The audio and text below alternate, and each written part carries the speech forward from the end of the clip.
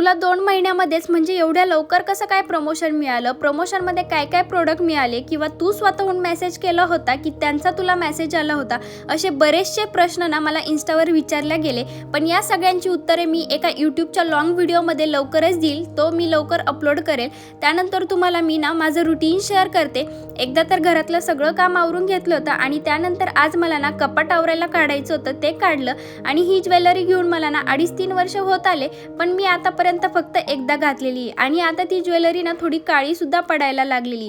हे सगळं आवरता थोडी एनर्जी लो झाली म्हणून ना लिंबू पाणी करून ते पिऊन घेतलं आणि तोपर्यंत लगेच रात्रीच्या स्वयंपाकाचा टाईमही झालेला होता.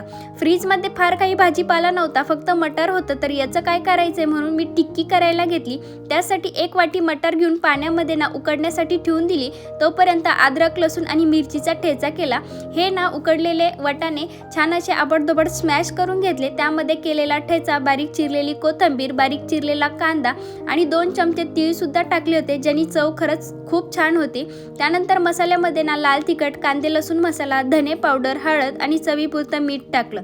जेवढे आपण मटार घेतले होते तेवढंच बेसन पीठ घ्यायचे आणि 2 चमचे मी ना कॉर्नफ्लॉवरसुद्धा टाकलं होतं. तुमच्याकडे नसेल तर तांदळाचं पीठ वापरलं तरी चालेल.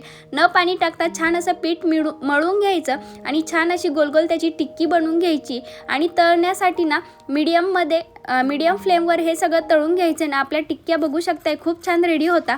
Thanks for watching. बाय.